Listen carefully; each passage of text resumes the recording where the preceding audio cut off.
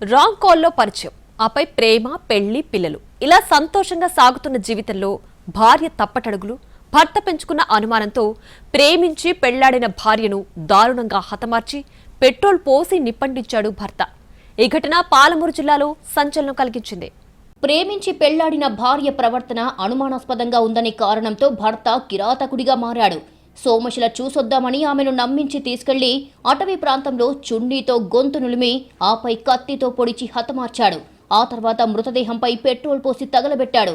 ఈ ఘటన పెద్ద కొత్తపల్లి మండలం సాతాపూర్ అటవీ ప్రాంతంలో జరిగింది. ఉమ్మడి మహబూబ్ నగర్ జిల్లాలోని లింగాల మండలం రాయవరానికి చెందిన శ్రీశైలం, ధన్వాడ మండలం గోటూరుకు చెందిన శ్రావణికి రాంగ్ కాల్ ద్వారా ఫోన్లో పరిచయం ఏర్పడింది.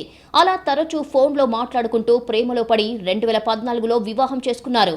వీరికి ఒక పాప, బాబు ఉన్నారు. 5 ఏళ్ల పాటు సజావుగా సాగిన వీరి వైవాహిక జీవితంలో శ్రావణి వేసిన తప్పటడుగు ఆమెకు మరణ శాసనమయ్యింది. పెళ్లైన 5 ఏళ్లకు భర్త పిల్లలను వదిలేసిన శ్రావణి తన అక్క భర్తతో వెళ్లిపోయింది. ఏడాది క్రితమే మళ్లీ భర్త వద్దకు వచ్చి పిల్లల భవిష్యత్తు దృష్ట్యా కలిసుందామని చెప్పింది. శ్రీశైలం అందుకు అంగీకరించాడు. శ్రీశైలం హైదరాబాద్లో పనిచేస్తుండగా శ్రావణి మహబూబ్ నగర్లో ఉంటూ ఓ ప్రైవేటు ఉద్యోగం చేస్తోంది. ఈ క్రమంలో దంపతులు బాగానే ఉంటున్నారని కుటుంబ సభ్యులు సంతోషపడ్డారు.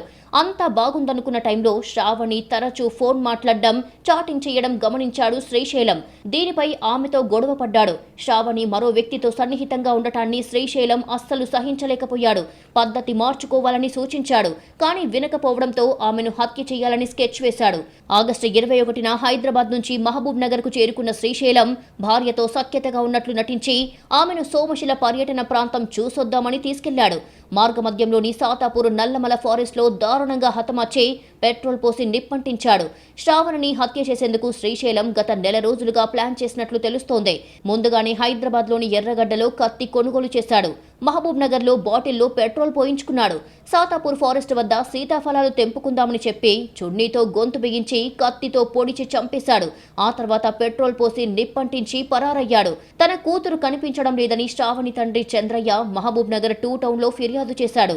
విచారణ చేపట్టిన పోలీసులు శ్రీశైలంను విచారణ చేయడంతో తనకేమీ తెలియదని బుకాయించాడు. చివరికి తప్పించుకోలేనని తెలిసి పోలీసులకు లొంగిపోయాడు. అతన్ని అరెస్టు చేసి రిమాండ్కు తరలించారు.